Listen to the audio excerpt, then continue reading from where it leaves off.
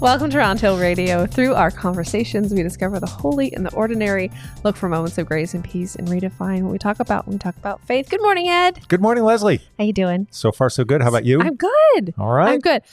So I'm a quarter of the way through our book. I'm holding it up. Kitchen Table Wisdom. Well done. Thank you. By Rachel Naomi Remen. Mm-hmm. I'm enjoying it so much. Good. I'm just a late start on it. That's all right. Is what's happened. So we are kind of in the middle of our book club situation with this book. You had an in-person gathering yesterday. And then for all of our listeners, if you were listening to this the day the podcast comes out, there is actually a Zoom book club conversation this evening at 7 Eastern. The link for that is on the website, roundhillradio.org. So you can find it there. We hope you'll join us. Yeah. If you have read it or if you haven't read it, you'll want to read it, I'm sure, after the conversation. But we'll discuss a little bit here. And grab yourself a copy and settle in. You were telling me about this last week, and I think the really interesting thing is that they're very little chapters. They are. And that's one of the nice features of the book is it's accessible. Yeah. And its accessibility, I think, is important because it's a challenging book in one sense, in that it's about disease. It's largely about cancer. It's about a woman, a physician, Rachel Naomi Remen, who has spent most of her adult life, I would say, either as a practicing physician or working with patients and with physicians on broadening their understanding of what it means to be healed. Yeah. And I think that's in large part the theme of the book. But as you say, because of these shorter chapters, it makes it feel like it's reachable. It's very accessible. You don't have to kind of, slog through anything. Right. That's exactly right. Like she really has well-formed thoughts and stories in the way that she expresses herself. I have to read, if I may, just the first sentence. I loved it. The problem was I would be further along, but I kept getting distracted and having to stop and make graphics of all the quotes I loved. Oh yeah.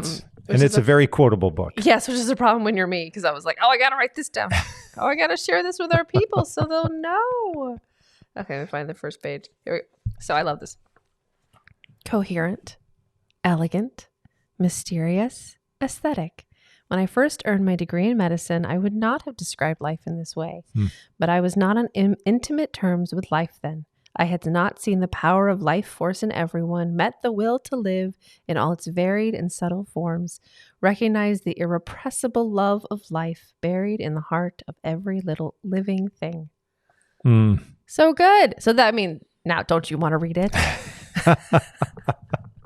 It's an enticing introduction. She gets you right from the start. Yeah. She really does. Yeah. So what drew you to this book?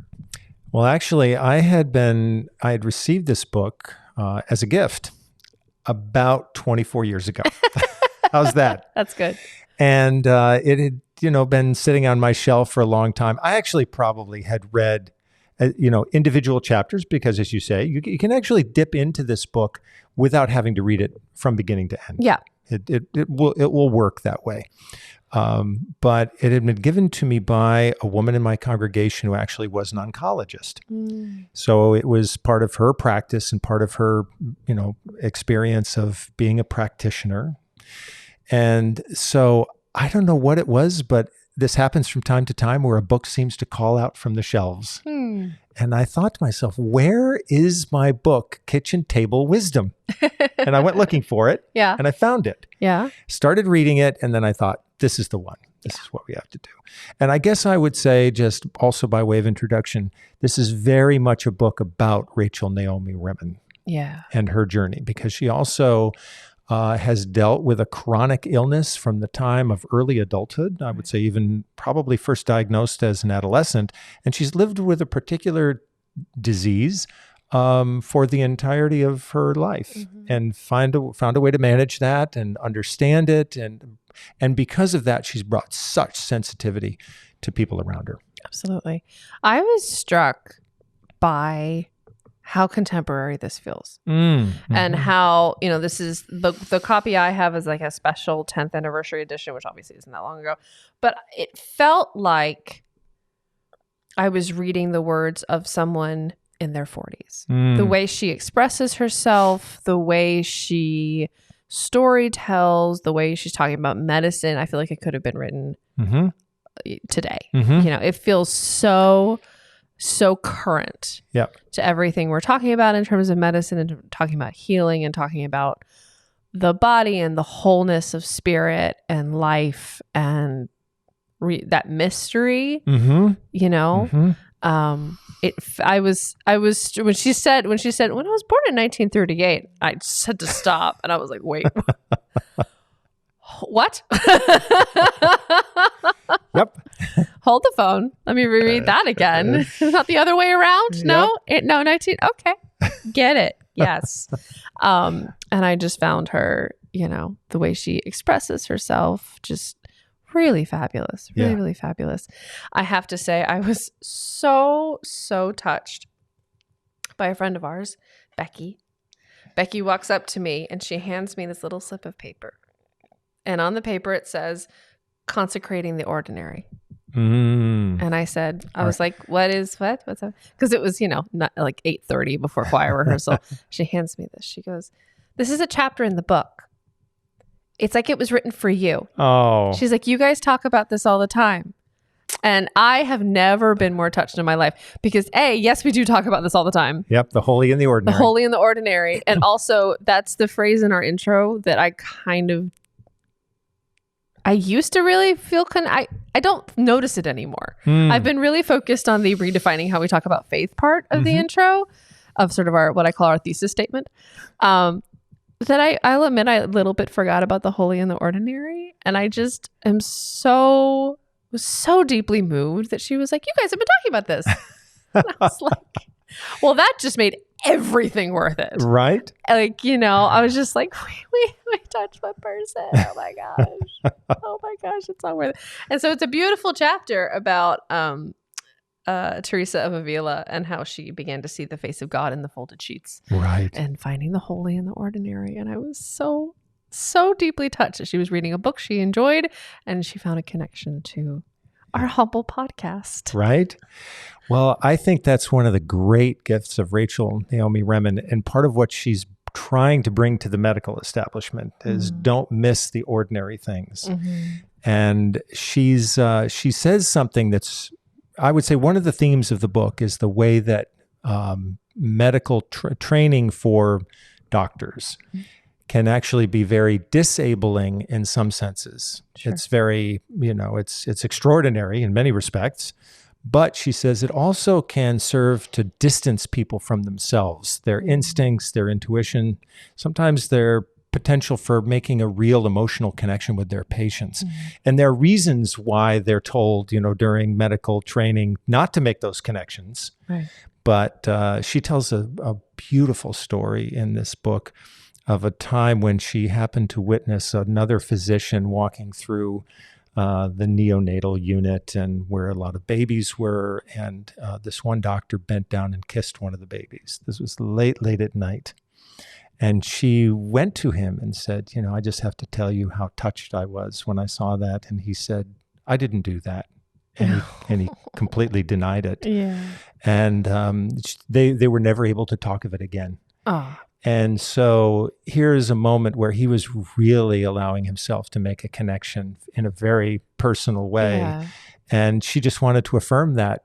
But I think he was concerned that it might be found out. There would be some, issue over it. And so maybe never did it again. Aww. And that's definitely a sub-theme that runs right through the book is physicians trying to be connected, trying to allow themselves to be vulnerable, yet every bit of training and sometimes their experience over the years sort of mitigates against that. Yeah. So that's why actually at a key juncture in her life, she stepped away from her practice and decided that she was going to kind of work somewhat outside the system in order to help doctors to become more of which she felt they could bring. And back to the quote that starts the book, she just believes in this irrepressible life force in everyone. And she's trying to help people connect that, patients and doctors. And so I know, I feel like we all probably have had a various experience with a doctor where it feels like you're not necessarily talking to a human. Yeah. Right. There isn't a human element.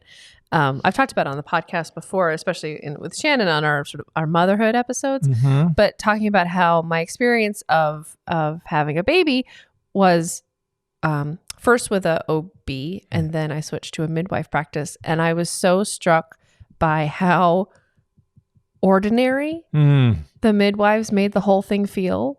And I mean that in the best way possible, because as a first-time mom, it felt deeply frightening. Sure.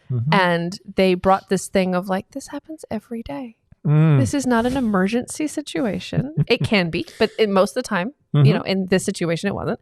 And so it was deeply ordinary. It was also, they also made it feel deeply sacred, but it also felt so normal. And I felt that was the most comforting thing that they could have brought. And it was unspoken, completely unspoken. And it was just this like, yeah, it's fine. And my OB had been like this, like, like kind of crazy energy. She'd like run in, do a thing. She like Gus was at one of the appointments. He was able to come, and she acted like she'd met him before, but she never had. She's like, hey, great to see you again. He's like, hi, I'm Gus. It was so cringe. So, but like, it was just the way they just like truly were free to completely care about me, care about Gus, care about, everything that was going on. And it just felt it was fabulous. It was absolutely fabulous. So I think that for me, that was my entry point. That was my connection point to her, was finding that mystery, that ordinary awe in it, that I really connected with that part of her storytelling. And that there is, for all our incredible science and all of our incredible progress we've made through life, that there is still mystery and there is still life force, as she calls it. And then she also talks about some other things which I thought were really interesting. I have dog-eared in the book. Shockingly enough, if you know me well, it's a whole thing about it's about people pleasing. We'll just say that. And I made a quote of this. So if you guys follow our Instagram, which I hope you will, she says, it's talking about how we sometimes hide parts of ourselves to sort of fit into society. She talks about like, big boys don't cry and ladies never disagree with anyone. We learn to avoid judgment by disowning our feelings and our perspectives. We make ourselves less whole. She goes on to say, it is only human to trade wholeness for approval. Yet parts we disown are not lost. They are just forgotten. We can remember our wholeness at any time. In hiding it, we have kept it safe. And I find, I have to say that again. We can remember our wholeness at any time. In hiding it, we have kept it safe. And I love that so much, because it's not this disconnecting from our wholeness. It's just like, we tucked it away. Right. In our little heart safes. Yep. And protected it rather than left it behind. Right. And I love that imagery as a way to, we just kind of open the door. Yep. It's there. It's there. One of the things that she says about physicians is how incredibly proficient and competent, physicians can be. Absolutely. Just extraordinarily so, and so gifted. And, but having said that, she, I think, also made it her mission in life to help even those extraordinarily accomplished physicians to just push a little bit more into that part of themselves, so that they too could discover actually a wider range of their own humanity in their practice. And she describes an interaction at a workshop where one of the physicians, who was, by the way, regarded by everyone in the room as just kind of at the pinnacle of her profession, and almost kind of intimidating in some ways for these other physicians. And yet during the workshop, one of the physicians there actually had been diagnosed with cancer, I believe. And she placed her hand on his chest which is typically something she would not have done in her practice, but it was part of this workshop. And this person said, "What an extraordinary presence you have." And she began to weep at that, because she said, "This is a part of myself I really haven't allowed out." Now, she was an amazing physician, and yet she also found there was even something else that she could bring, and it was that part, I think, that had kind of been locked up inside of her. And that's the mystery, or that's at least one of the mysteries that Rachel Naomi Remen talks about. Yeah. And I love the fact that she speaks to that, because mystery is so fundamental to faith. Right. And that allowing that space for mystery is what keeps it, I think, fresh and keeps it an adventure, sort of keeps us looking. And that's what she wants to bring to the experience of healing. That healing often requires us to look outside of the accepted frameworks. And I know, have known many people over the years who've been told by physicians, really, there's nothing more that we can do. And there can be a truth to that, but what Rachel Naomi Remen discovered is sometimes the other things we can do is to look, one of the other things is to look more broadly at what healing can mean. Maybe it's not going to mean cure, but it can mean something else. What is that? And she wanted to be able to be available to explore that with doctors and with patients. And so she sort of gave her life over to that. It's so fascinating, and actually made me think of a story I'd completely forgotten.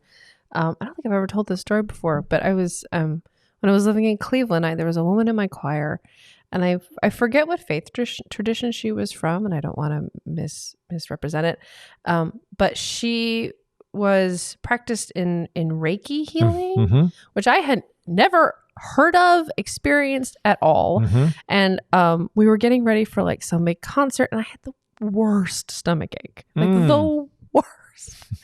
And she walks up, she's like, could I try to help? And I was like, okay. I'm like 20 at the time, like a snarky 20-year-old, you can imagine.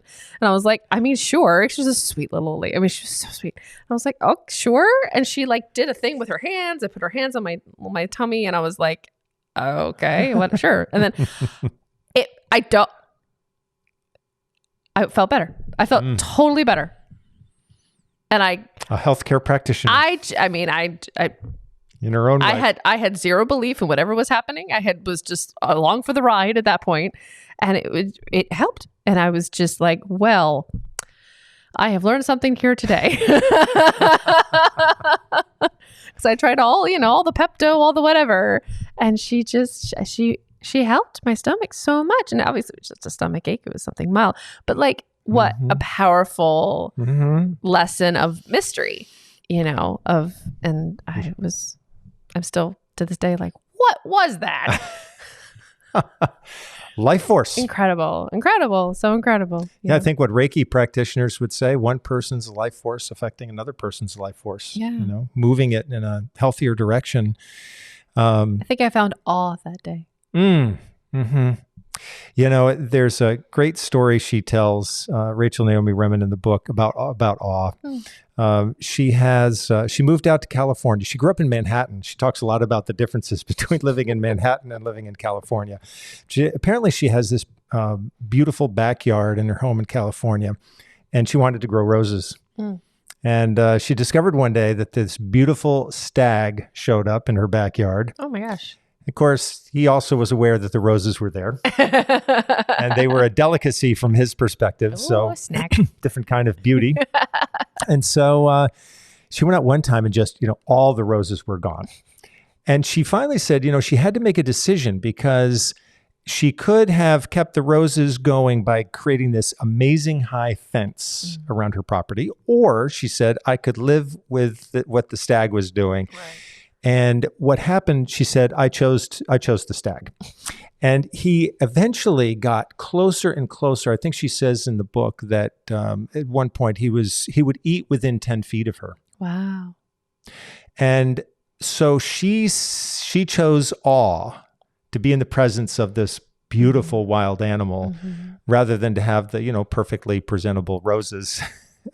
Which were beautiful. Yeah. But it was interesting, though, that she said in a way she had to make that choice. And sometimes we do have to make a choice for the thing that is awe-inspiring and to let something else go, which may also be beautiful in its own right. Yeah, I can appreciate it. I feel like a lot of Northeasterners can appreciate the hosta deer battle. Oh my goodness, or yes. deer candy, Yeah. as they call it. Exactly. Our new house had this big black chain link fence that the former owner had put up. Yes, they had like these big dogs, and we have a dog, but our dog, let's put it this way: you put her outside to like, here, go use the lawn as a toilet, and she'll kind of go do her thing, and then she'll come right back to the door like, what do you want me to? It's warm inside. Like, what? Why am I out here? There's blankets and pillows. Why would I be out here? Like, she's zero interest in being outside. Which I mean, same. So we took the fence out, but we had to have this whole conversation of like, well, the dog won't be able to go, but like, that's not that big of a deal. But then also like the deer are going to come and eat all the their things. presence known. Yeah. Which has turned out to be glorious because we have these, we have cameras around the house that point out. And so we just sit there and it's like, and then they have infrared. So at night we get these motion alerts on our phones. And so we just sit there watching the deer like, doop, doop, doop, doop, doop, doop, doop, doop, doop. There's like 10 of them running around. It's pretty cool. Having fun. It's pretty cool. And we would, See, you chose awe. we chose awe. The hostas are non-existent now. Yeah. But you know what? Yeah. Well, I think that's come what she back. discovered, right? There's what's the real thing here? What matters most? Right? The deer is what we're learning. That's what matters most. Our beautiful animals. It's so nice to feel connected to nature like that, though, too, Like, well, I took your home, so at least have a snack. When you mentioned nature, one of the things that I thought that I'd never thought about in my life for all the time I've been in hospitals, Rachel Naomi Remen mentions the fact that somebody, I guess it might have been her or someone she knew, tried to bring plants into their office in the hospital, and they just kept dying. Oh, no. And she thought, what is this saying about this environment? And so actually, I think there was a colleague who started to bring in plants and really worked at and eventually got them to flourish. Oh, my gosh. But it was a good reminder when you talk about nature, right? That nature is such a powerful healing force for people.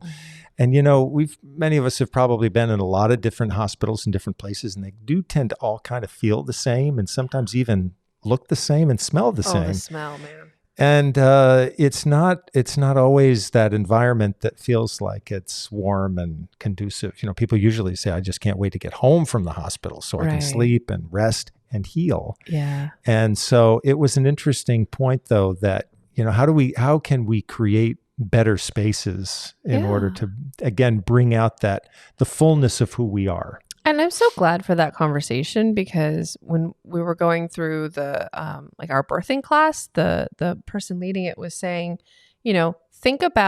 notice your reaction as we talk about these various things. Because for some people, a hospital is deeply safe feeling. You're in great hands. Sure. There's lots of expertise. Somebody's there 24/7. Absolutely. And for some people, that is a very safe space. And I sure. respect that so much.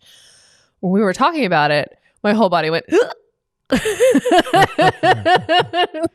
is not a great, not right. And noticing that reaction in myself, then we started asking questions and thinking about, how we wanted that to go. And so I thought that was very interesting, thinking about my own, that your reaction and what your body does when it's feeling safe and when it's feeling less safe is also part of healing, is also part of whatever medical thing is going on, can also be a big part of it. And I feel like there's a lot of potential for hospitals to really, as they think about that, there's a lot of room there for improvement, to bring those two elements together, I think would be very exciting to see. Well, I want to give a shout out. I think even when you walk into the entrance of Greenwich Hospital, it feels like a different environment. There's a piano playing there, and it's a different feel. And I would give a shout out to the Connecticut Children's Hospital when my daughter had to have surgery, they've organized the physical space there to be extremely child friendly. Oh, wonderful. And I'm sure there are many other hospitals that would be able to say the same. Those are just the ones in my experience. But I remember walking into the Connecticut Children's Hospital for the first time and thinking, wow, this is a cool place. Nice. And look at how they have designed this and created it, really looking at it from the perspective of children and how scary a hospital environment might be for a child. Right. And they really, really worked at it. I thought it was just amazing what they've done. Yeah. That's exciting. I think Naomi Remen would give them a big thumbs up to say, you know, here's a space that they've worked hard to create for the soul, you know, for that part of us that needs healing. That's not easy to count. Yeah, she'd really like that. Connecting with the life force. Yep, indeed. That's so nice. Indeed.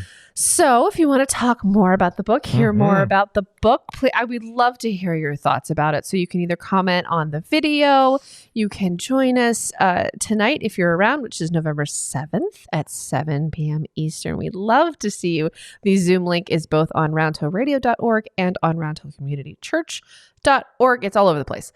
I even put it on last week's YouTube video too. I'm putting it everywhere I can because I want it just to be so easy for you guys to join us, because we would love to see you there on Zoom, chat about the book. Is it about an hour?